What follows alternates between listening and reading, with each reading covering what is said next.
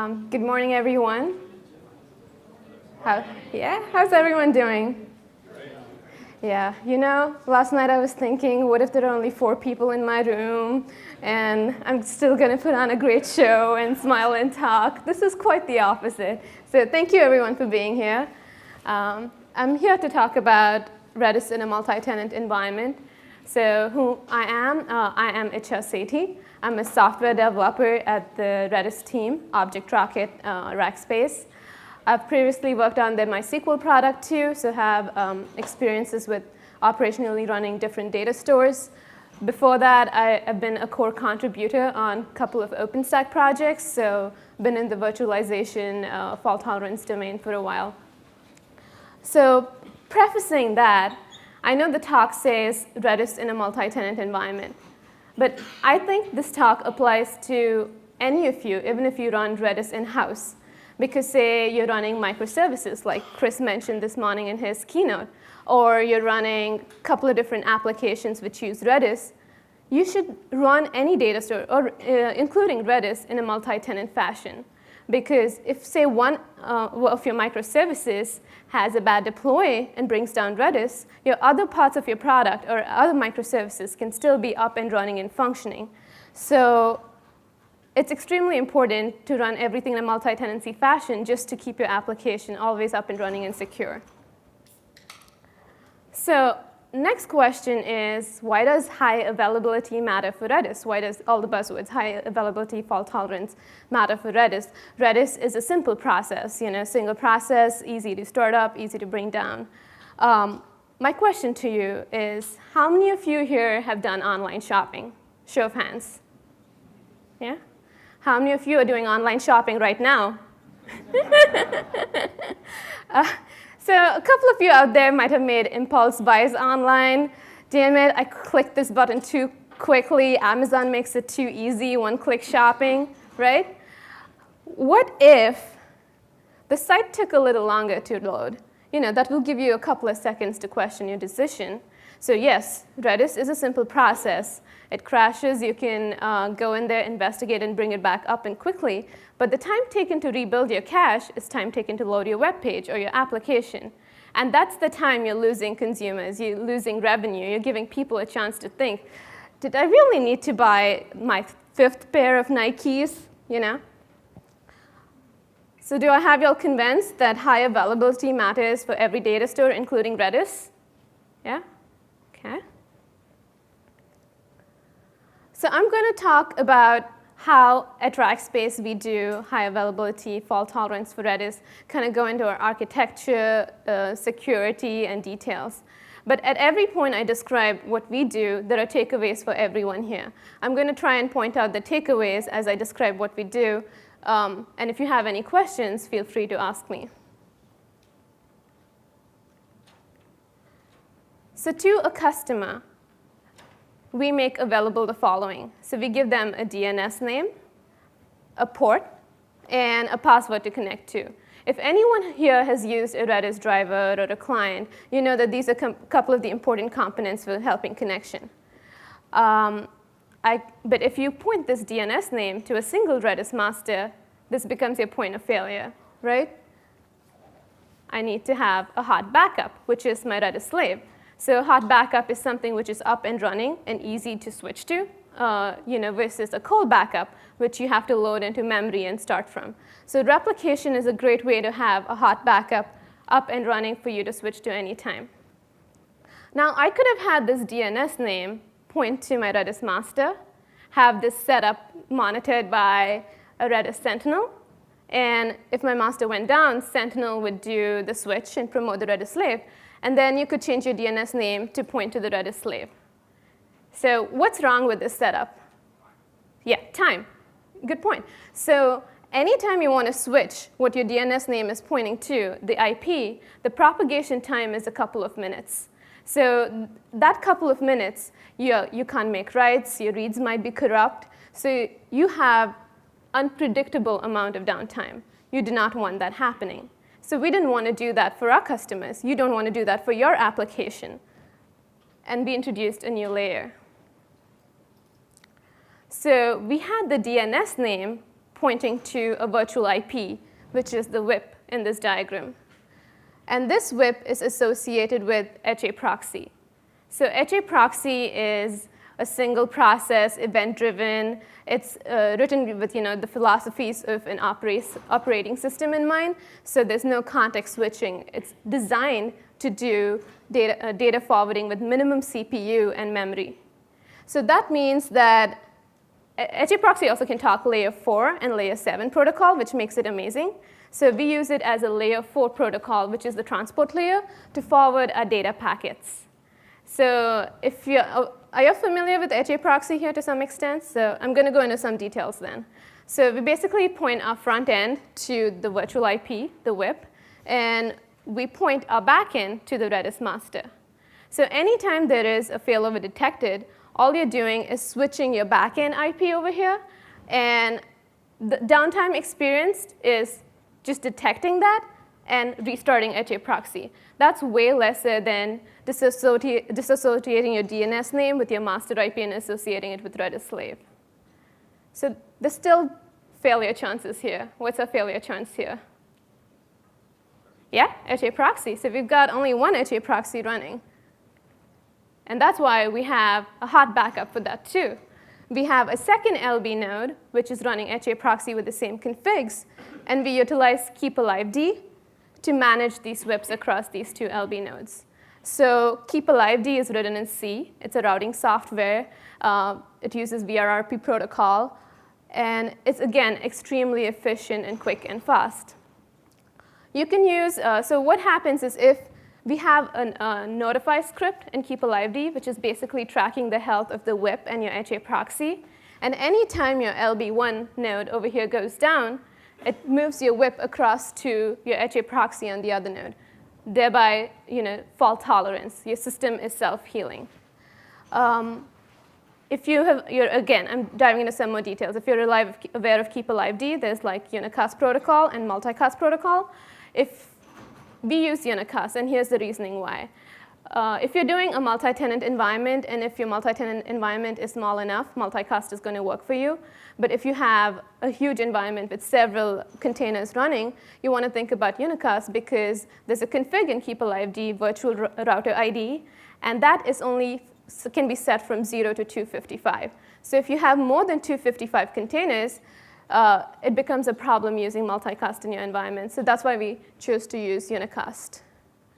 So anytime failover happens, at any juncture, it's covered in this architecture. This is how we scale to multiple setups. So I made a cursory mention of Sentinel. So Sentinel is it's done in threes, so it needs quorum.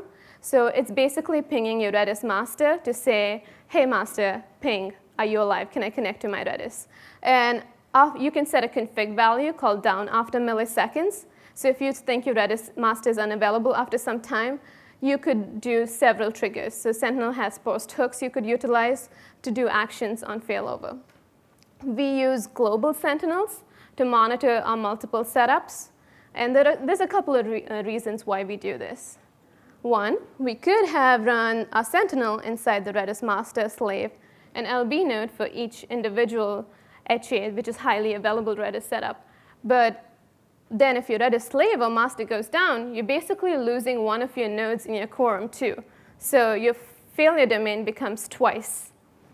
So we don't do that. We could have had 3 additional nodes per Iccha setup to have sentinels run on them. Again, that means you have to spin up 3 additional nodes. So that's additional resources for you if you're running in-house to allocate for Sentinel. Or us as providers, if we did that, we'd have to charge you extra. So we started using global sentinels for monitoring multiple setups. If you are not that large enough, if you're not that large and you have only a couple of setups, you have resources, you could have individual sentinels set up for each Iccha instance. This is like a brief overview into our control plane, so very, very minimized. So this is similar to what I mentioned before. So we have Redis master, Redis slave, our Iccha proxy nodes, and we have Sentinel monitoring them. So each of these elements is running in a container on different hosts. So we have minimized the chance for failure on hardware level too. Say you're running this on EC2 nodes. If you're aware of AWS, nodes go missing all the time. They don't even give you warnings. So you don't want to you want to ensure that you're spreading these across different EC2 servers or across different hosts or hardware to minimize your downtime. This is our internal API, Stash and Proxy API, but we use Nova for provisioning our containers. Have y'all heard of Nova over here? Okay, so Nova is an OpenStack component. So OpenStack is an open source cloud computing software which has different components, and Nova has logic to do scheduling. So you can say, can you provision me a container which is on a different host as this container? You can give it does capacity management, IP management. You could instead use Docker Swarm or Mesos or Marathon or look into Nova. So look into something which can help you schedule your containers and do that kind of resource management for you instead of you having to bake in that logic into your application. Overview of a control plane.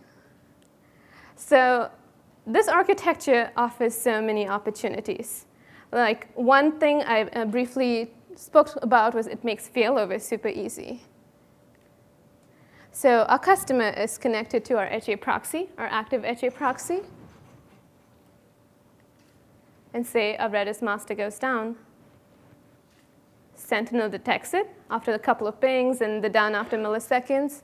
And it notifies our APIs, which goes and modifies Iccha proxy, which is the backend IP I was talking to you about, and restarts them. And your Iccha proxy is now pointing to your Redis master.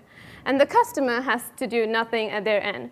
So translate to you running your application, you don't have to change any configs pointing to Redis. You can keep running your application, and all this failover happens seamlessly in the background.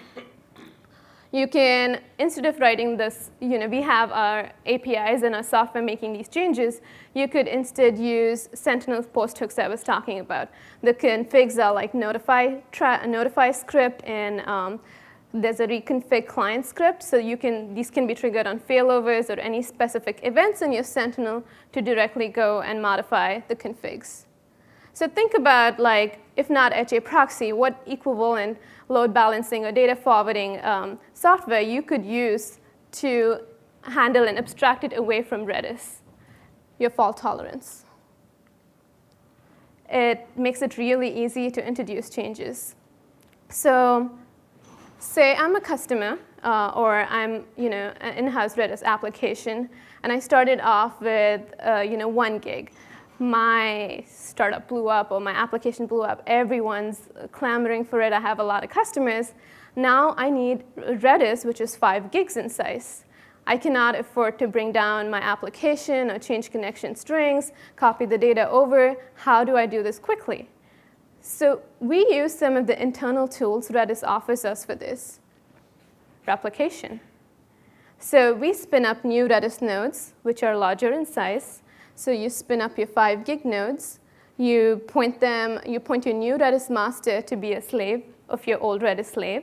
So replication is activated. And we watch for certain configs. We watch for what's the master link status. Is it established? That means is your new Redis master successfully a slave of your old Redis slave? We check for master sync left bytes. So that tells you how many bytes are remaining in this replication process. And we monitor those to wait for replication to have been caught up. So is your new Redis master fairly caught up with your Redis slave? Once that looks good, we make the switch. So in this scenario, the only downtime you're experiencing is restarting Iccha proxy, because you've staged your changes at every scenario. You've staged the replication. Your data is hot and available and running. Your Iccha proxy configs files have been changed. And as soon as you restart, it starts directing traffic to the new Redis master. You have this old setup alive for some time for any remaining traffic to drain through. And once that's done, you delete the old nodes. You have just your new nodes, your bigger nodes available for consumption. So thinking a little bit out of the box, using just replication, we could achieve minimal downtime vertical scaling. You don't always have to go in for clustering, or you might not have the time to think about how do I horizontally scale. You might not have the developer effort or time, but this gives you a good, fairly easy way to scale vertically with minimum downtime and effort. This can also be used for Redis version upgrades. I know there was talk about modules this morning, but that's like the future. So for example, now you're running 2.8.13, you want to switch to, say, 3.2. It's the new latest version. So you could do a very similar replication setup. Just because of backwards incompatibility being there between most versions, you could spin up new nodes with newer versions, replicate your data, and make the switch. So that way you don't have to bring down the node itself.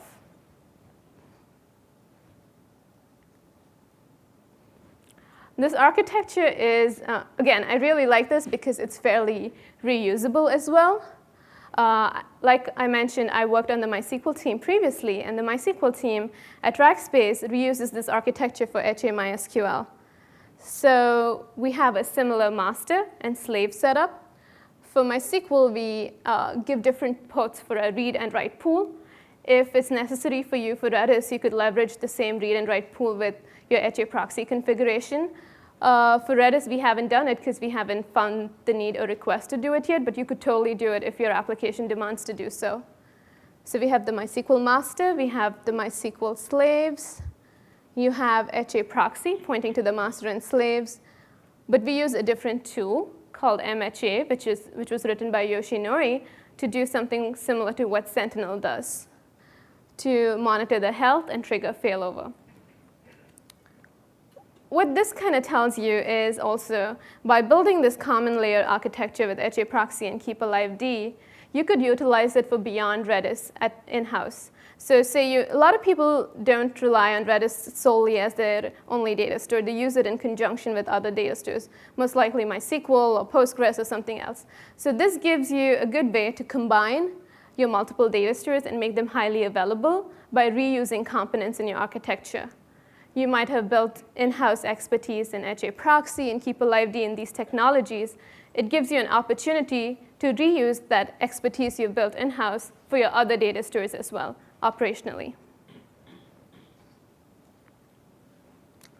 So the grass is not always green. There are always challenges. And one of the challenges is global sentinels. Any Archer fans here? So ants, what are ants? So we used like 2.8.21 of Sentinel. So we've seen this issue happen often. So say you have a pod, let's call this pod A, and it's added to your global Sentinel. And then you go ahead and delete pod A. And you call the 3 Sentinel nodes individually, tell them, hey, can you delete pod A, can you delete pod A, can you delete pod A? We assume it's deleted. Except that after some time, we see it resurface from the dead. Pod A reappears in the Sentinel configs. If you are using a virtualization technology like Docker or Nova or anything else, you tend to use IP pools and reuse your IPs, especially within your containers, or reuse ports. And reappearance of these configs in your Sentinels means, say, when another pod or and other nodes reuse these IPs, your Sentinel gets really confused. It says, I thought it was a part of pod A, now you're telling me it's a part of pod B, and it tries to connect all the 3. So there are some things we've done to overcome this issue. We try to make, so the calls to Sentinels are asynchronous. You kind of fire and forget. We've done like once you fire to the Sentinel, we also make additional calls to the Sentinel to make sure it has actually deleted those pods and they haven't come back like the Walking Dead characters. We are also making sure our deletes are really clean. So a lot of times deletes in software industry are like asynchronous options. If any component of your delete fails, you just kind of ignore it. You don't always make your deletes as robust as your creates. So we're making sure that delete actually goes and deletes everything. We're also investigating future possibilities of upgrading Sentinel and testing it out with a newer version to see if that helps solve our problem. So if you've experienced this problem or had luck with it, let me know. So there are some problems within our control, and there are some problems just beyond our control. One of them is the Redis drivers and clients. There are so many of them out here. We have such a rich community. But the problem is every Redis driver or client is written slightly differently. For example, the socket timeout value for like PyRedis might be different from the PHP Redis driver. For example, the connection pooling, the way it's done in Redison, might be different from another Java Redis driver. So you, as consumers of these Redis clients and Redis drivers, should go through the documentation in detail. What are the default values? How can I tweak them? Oh my God, this driver offers retry and disconnect. Totally use that so that your connections, when they error out, you retry your sets and gets and operations. So we have a lot of customers who come to us with issues which have hardly to do with our architecture, but more the way they've configured their clients to talk to our setup. So if you have your application using Redis, evaluate what are the different drivers for Redis. Which of them is the most active in the community? For example, your C# might have a couple of drivers by Stack Exchange, by a couple of other companies. Go through all of them and evaluate them and see which one offers you most resilience in terms of connection to Redis. I also wanted to sprinkle this presentation with case studies, which is like customer stories, and kind of go into how we overcame some of the issues we saw. So hopefully that helps you if you encounter similar issues. So resize was great. You added it. It was awesome. It worked for us for most of the time, till we experienced a problem.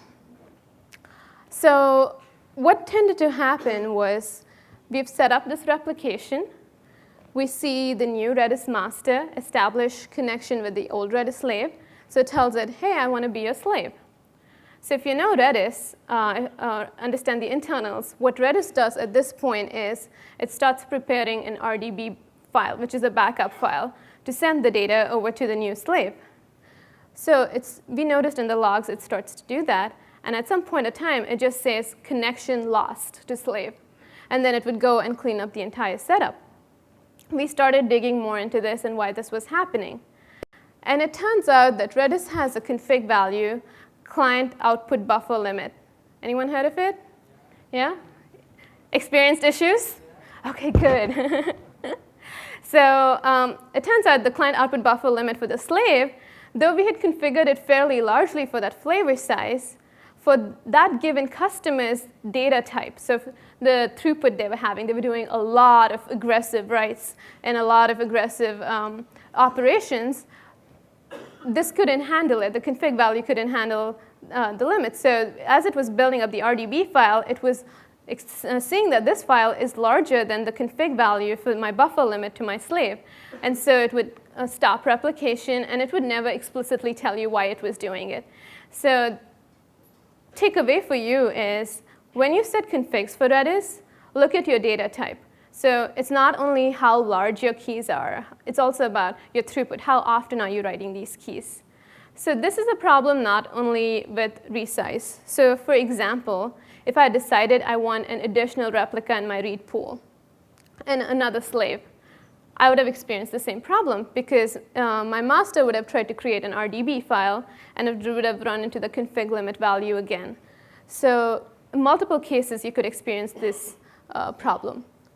Other config values for replication I highly encourage you to look into is TCP keep alive. That's important because say if your network, say if your RDB file is taking a lot of time and your slave thinks like my master is not alive, it's going to like disconnect. But this helps you establish that I'm alive through like network without actually sending like Redis communication over. Other one is REPL timeout, which you make sure you set your REPL timeout higher than your REPL slave ping time. So that tells you replication is still, you set your replication time as higher. So don't go by the default values. Your Redis use case is very different from what the default values are sent for. 20 gig Redis is going to be very different from 2 gig Redis. So look at your data set size and throughput and change your, say, replication timeout value.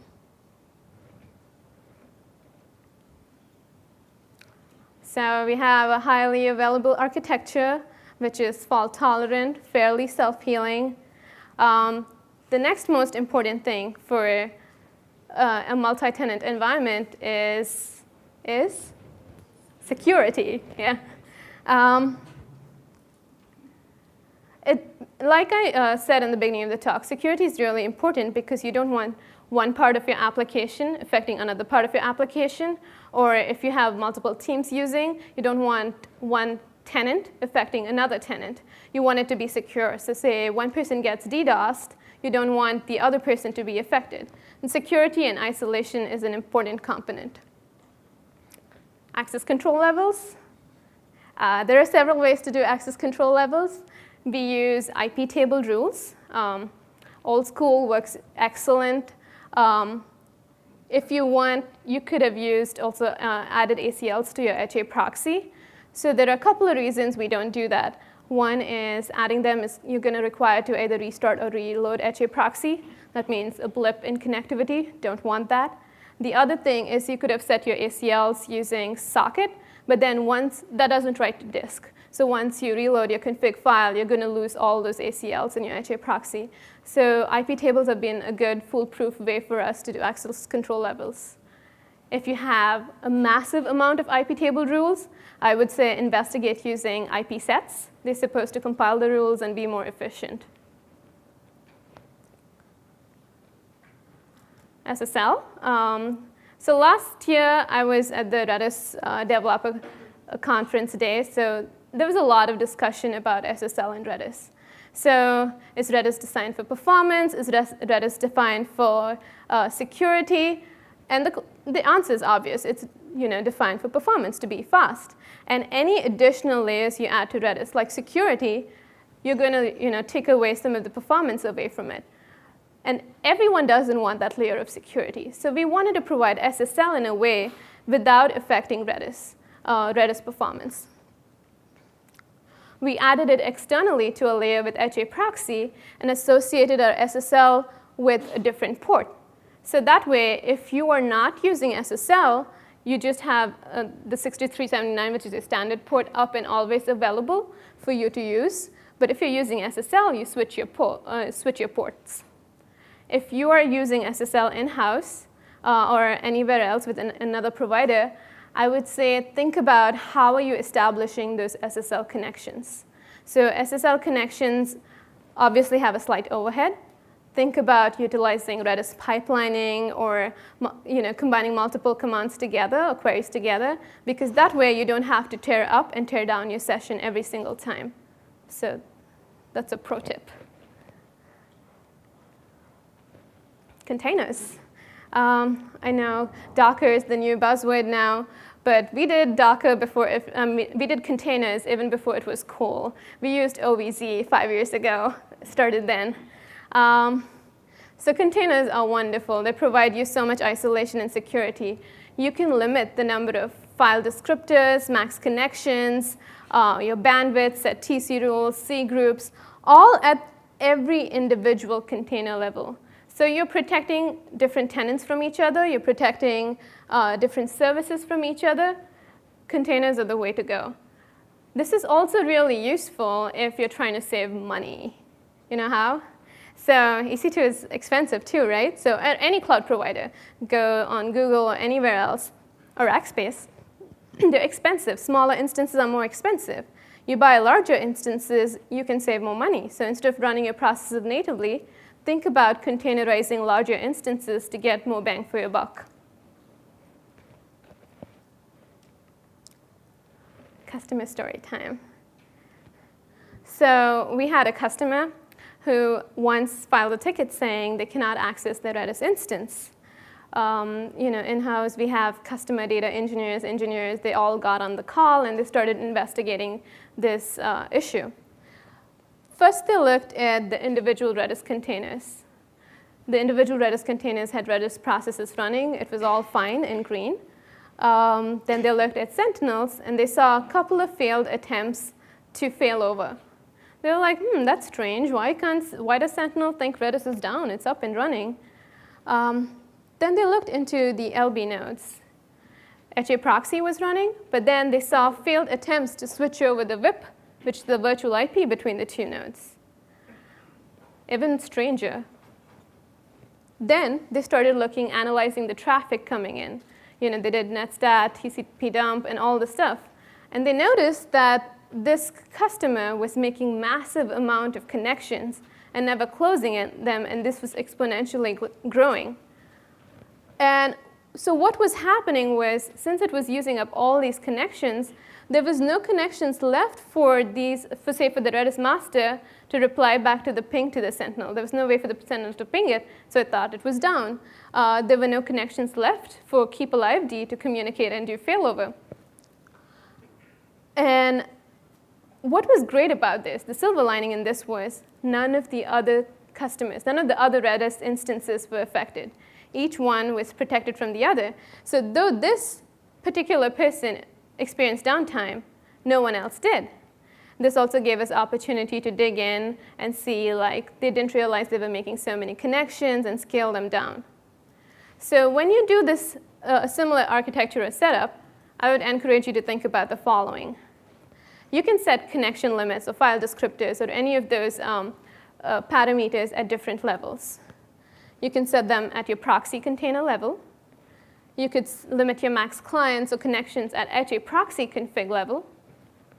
You could limit them at Redis container levels. And finally, you could set the max clients at Redis config level. So at every level, think about how can I isolate and secure my architecture. So connection greater than, for the container greater than, proxy greater than, Redis container greater than Redis master.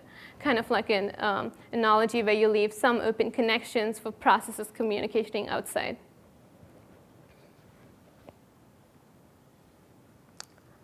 So we've got highly available architecture, we've got security in place, but shit happens, yeah? Things have always gone wrong, we've planned for the best, and that's why you need to monitor your environment. So I think there are main 4 questions whenever you decide to monitor something. So what are you going to monitor? How often are you going to do it? Who's going to do it? And what action are you going to take? I'm not going to go into details of the control plane level monitoring we do. I'm going to talk more about Redis-specific monitoring, because that's what's applicable to this conference. Here are some of the checks, not limited to what we do, but a subset of them. One of my favorites is the front door check. So what we're doing here is we're simulating customer experience.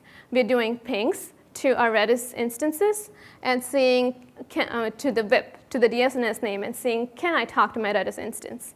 If yes, great. So this was slightly tricky to implement because we want our architecture to be secure and isolated. So how can I achieve this without impeding security? So we added the IP table rule only for the monitoring one node, which is going to do this check. So think about connection limits, memory usage, all very important to Redis.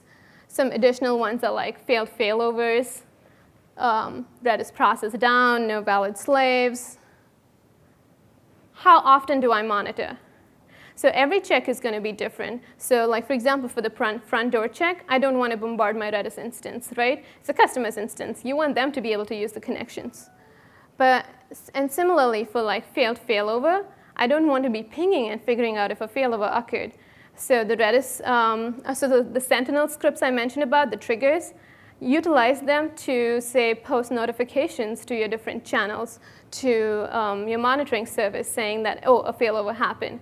That's a great way to do it. Who does the monitoring? This is completely up to you and your company and your application. How do you do it? There's New Relic, Datadog, Sensu, Prometheus, a lot of tools. What do you have expertise for? Have you already paid for a license? All those questions. We use Sensu in-house to do monitoring. And this is like a test environment dashboard we have. So be aware of everything happening everywhere. What are the checks? What looks OK? Be aware of everything. This is an example monitoring alert. So we have this saying that, oh, this pod has a non-responsive master and no promotable slave.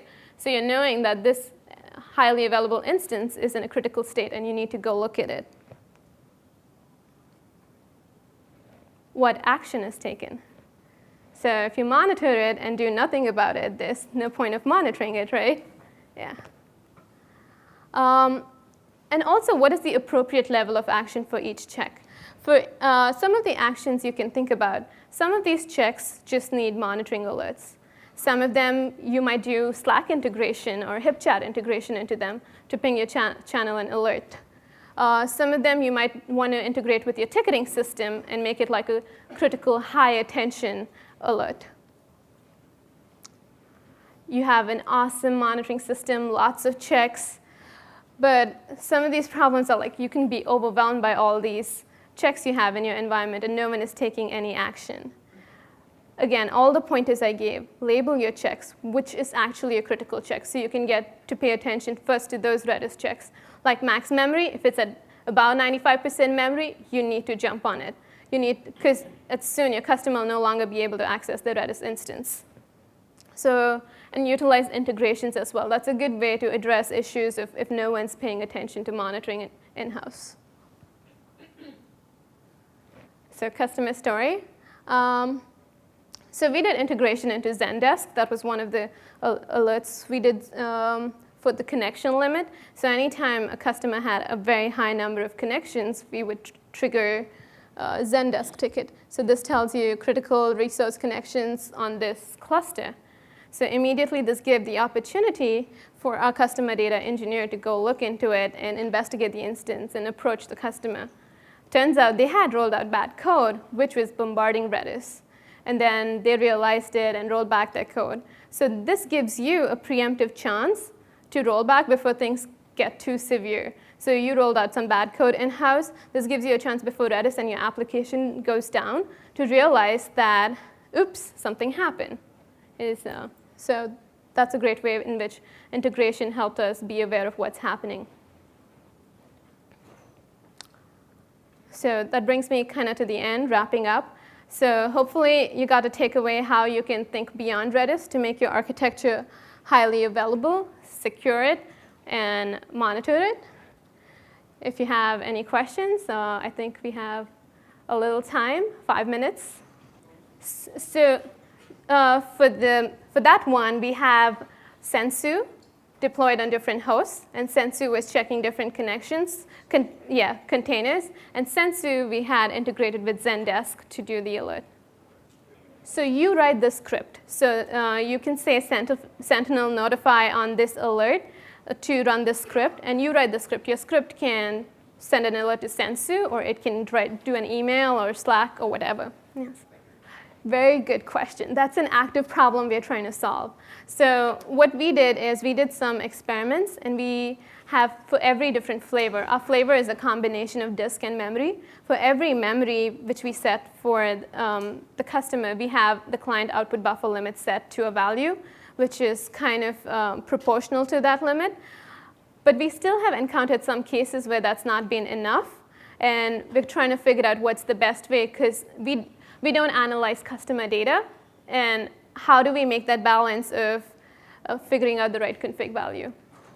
So the question was, have you deployed Redis cluster? No, we have not deployed Redis cluster. So for the use cases we've had, vertical scaling has worked out good enough. So like we've figured out how to do replication, and it's worked out good enough. And we're trying to still, so the Redis clustering is not simple because the logic is in client. We don't want different customers to use only certain clients or certain programming languages. Also, I know there are different proxies available, and we're kind of evaluating them and we're viewing clustering as scaling.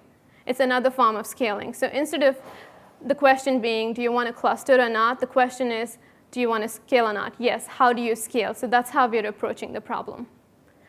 So clients are more worried about, do I have enough memory to do my data? They don't really care about the implementation. They want to be able to click a button and say, I want a bigger Redis instance right now.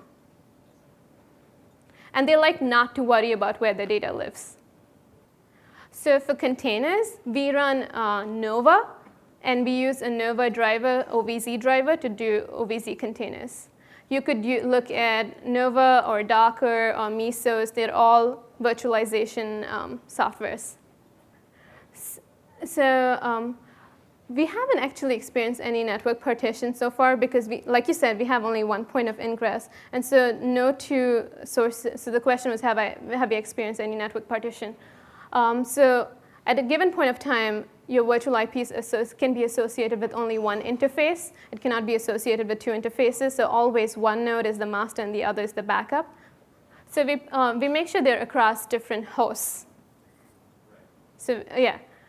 So we don't implement AZs in-house. We do just different hosts. Yeah, thank you. Sure. So the question was, what happens to data consistencies when we do the resize in the architecture described?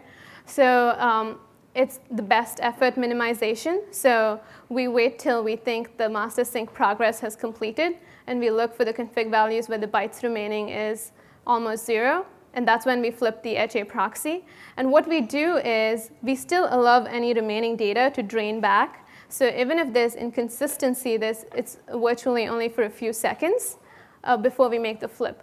And this is way better than, so you balance, right? So either you could bring down your application and then resize and bring it up on a new one. This allows us the flexibility for just a couple of seconds for that to happen.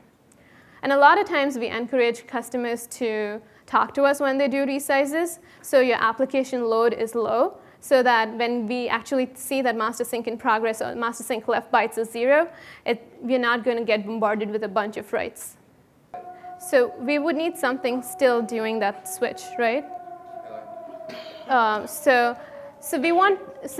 The benefits of having layers is, so say if your Redis master goes down, one of your keep alive D nodes is going down. So one of